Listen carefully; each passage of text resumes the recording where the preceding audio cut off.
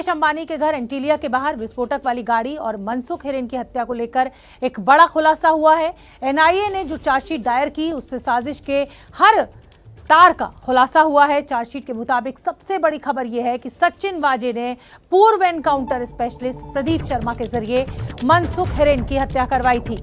वाजे ने राज खुलने के डर से मनसुख हिरेन की हत्या करवाई और इसकी जिम्मेदारी प्रदीप शर्मा को दी। प्रदीप शर्मा ने इसके बाद सुपारी देकर मनसुख हिरेन की हत्या करवाई। इसके अलावा यह भी खुलासा हुआ है कि मुकेश अंबानी के घर के बाहर विस्फोटक रखने की पूरी साजिश सचिन वाजे ने ही रची थी। चार्जशीट की बड़ी बात यह भी है कि इसमें पूर्व पुलिस कमिश्नर परमबीर सिंह को आरोपी नहीं बनाया गया है, लेकिन इस चार्जशीट पर विवाद पैदा हो गया है। एनसीपी ने एनआईए की जांच पर ही सवाल उठाए।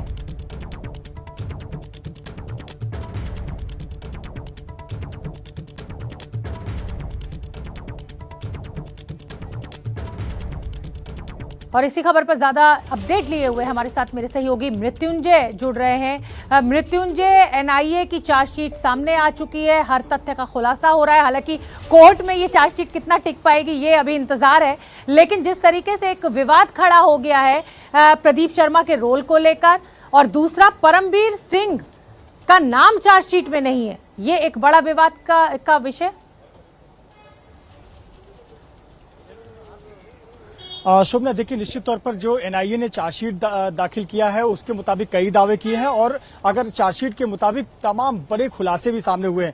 सबसे महत्वपूर्ण बात शोभना तो यह है कि जो मनसुख हिरेन की हत्या हुई थी उसकी साजिश कहीं और नहीं रची गई, बल्कि न्याय के मंदिर जहां लोग उम्मीद लेकर जाते हैं पुलिसकर्मियों से गुहार लगाने के लिए, मुंबई पुलिस के मुख्यालय में रची गई। मुंबई पुलिस के मुख्यालय में सचिन वाजे, प्रदीप शर्मा और सुनील वाले, इन तीनों की लगातार कई राउंड की मीटिंग हुई और वहां मनसुख की हत्या की साजिश रची गई। दूसरी बात, सचिन वाजे ने अपने वरिष्ठ अधिकारियों को इतना गुमराह किया, ये बातें चार्जशीट से सामने आती है कि उसने मुख्यमंत्री उद्धव ठाकरे और गृहमंत्री अनिल देशमुख, उस समय के गृहमंत्री अनिल देशमुख को भी अंधेरे में रखा ताकि वो उस पर विश्वास कर सके।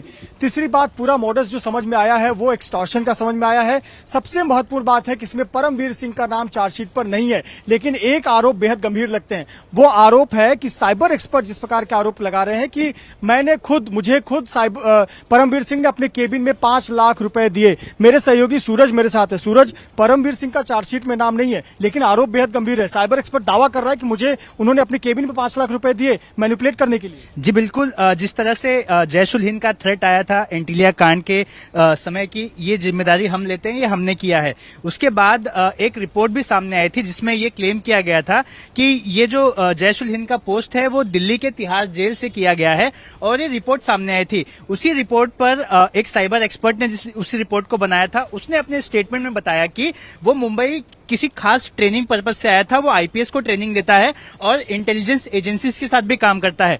इसी बीच परमबीर सिंह ने अपने केबिन में बुलाया और जब जयशुल हिंद, जिस तरह से इजराइल एम्बेसी के पास एक ब्लास्ट हुआ था, जयशुल हिंद ने इसकी जिम्मेदारी ली थी। उस विषय पे जब बातचीत चल रही थी कि इस तरह का एक मैसेज आया था जो तिहाड़ जेल से हुआ होगा, ऐसा उनको लगता है।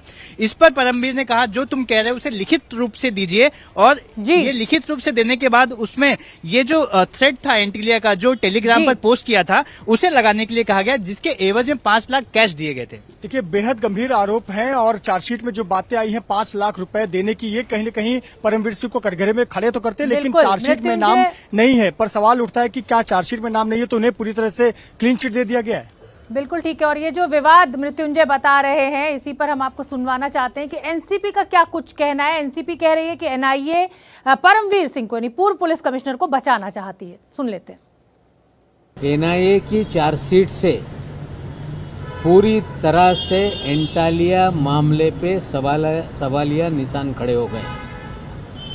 वजह को मुख्य आरोपी बनाया गया। पूरी तरह से पहले दिन से जो हम कह रहे थे कि परमवीर सिंह जी को बचाने के एवज में अनिल देशमुख जी पे आरोप उनके जरिए लगाया गया। वो अधिकारी जो इस केस में मुख्य आरोपी है, जिसे नियुक्ति करने का काम पूर्व कमिश्नर साहब ने किया, विशेष अधिकार देके अलग सेल बनाकर सारी जिम्मेदारी मुंबई शहर की क्राइम ब्रांच की सौंपी गई। एंटालिया केस के बाद उसी की जांच उन्हीं अधिकारी को देने का काम किया गया। जब ये मामला सामने आया मंत्री को, मुख्यमंत्री को गुमराह करने का काम कमिश्नर साहब ने उस समय में करने का काम किया। उसी कमिश्नर साहब ने जब ये मामला बड़ा हो गया तो बंद दरवाजे में वजह के साथ बैठक करने का काम किया। और जिस तरह से चार्जशीट सामने आई है, सारे सवाल खड़े हो रहे हैं कि जो एक्सपर्ट्स को मैनिपुलेट करने का काम किया जा रहा है उसे आरोपी नहीं बनाया जा रहा है। हमें पहले दिन से शंका थी कि ये जो सारा षड्यंत्र था उसमें कमिश्नर साहब की भूमिका थी। उन्हें बचाने के एवज में मंत्री महोदय पे आरोप लगाने का काम कमिश्नर साहब ने भारतीय जनता पार्टी के इशारे में किया था। जो उन्हें वादा किया गया था कि हम तुम्हें एंटेलिया केस में बचा लेंगे, एनआईए की चार्जशीट, उस एनआईए की तपास जिसमें कमिश्नर साहब को एक बार भी पूछा नहीं गया, कभी उनसे पूछताछ नहीं की गई, जो अधिकारी उनके जरिए नियुक्त किया गया था वो मुख्य आरोपी है। हमें लगता है एनआईए ने जो मुख्य आरोपी है उसे बचाकर वजह के सर पर पूरा ठिकरा मर दिया है और इसमें जो मुख्य आरोपी है उसे केंद्र की सरकार ने बचाने का काम किया है, ये स्पष्ट है। तो एनसीपी के नेता नवाब मलिक को आपने सुना, ऐसा लग रहा है कि एनआईए को जांच करने की जरूरत ही नहीं थी। सब कुछ तो नवाब मलिक साहब को पता ही था। मेरे साथ मृत्युंजय लगातार बने हुए हैं। मृत्युंजय, एनआईए एक एस्टैब्लिश्ड एजेंसी, रिकग्नाइज्ड एजेंसी, शानदार एजेंसी, उसने एक जांच की, उसने अपनी एक चार्जशीट दायर की, लेकिन नवाब मलिक साहब को बहुत एतराज है और शायद एतराज की वजह अनिल देशमुख है, क्योंकि परमवीर सिंह अनिल देशमुख के खिलाफ खुलकर सामने आ गए और इसीलिए ये पूरी सियासत। बिल्कुल सही कहा आपने, बिल्कुल सही कहा शोभना आपने। कहीं ना कहीं ये राजनीतिक दांवपेच है और नवाब मलिक एक राजनीतिक पार्टी के नेता हैं, मंत्री हैं, प्रवक्ता हैं, तो वो निश्चित तौर पर एक पॉलिटिकल लाइन लेंगे और उन्होंने अपनी पार्टी की भूमिका यहाँ पर निभाई है, वो अपना एक राजनीतिक लाइन ले रहे हैं। लेकिन देखिए, हम एनआईए इन्वेस्टिगेशन की बात करते हैं।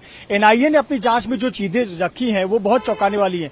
परमवीर सिंह का नाम का जिक्र नहीं है, इसके पीछे कई वजह भी हो सकती हैं।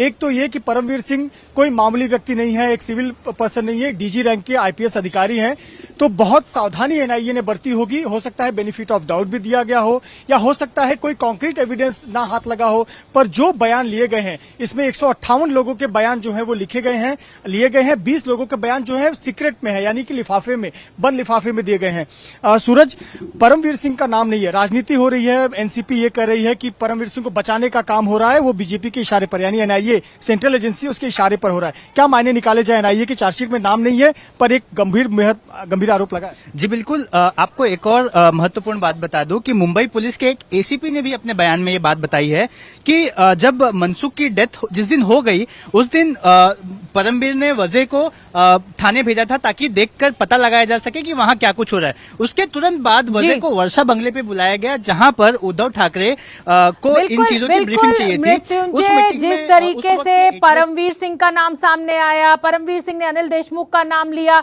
लेकिन कुल मिलाकर अगर कोई नेता या कोई राजनीतिक दल इस तरह एक एजेंसी पर आवाज उठाता है तो तमाम उन आईपीएस अधिकारियों पर, तमाम जांच अधिकारियों के ऊपर भी सवाल खड़ा करता है, जो एक तरीके से फोर्स के लिए डिमोरलाइजिंग होता है। छोटा सा ब्रेक, मातृभूमि में फौरन लौट के आ रहे हैं, आप देखते रहिए।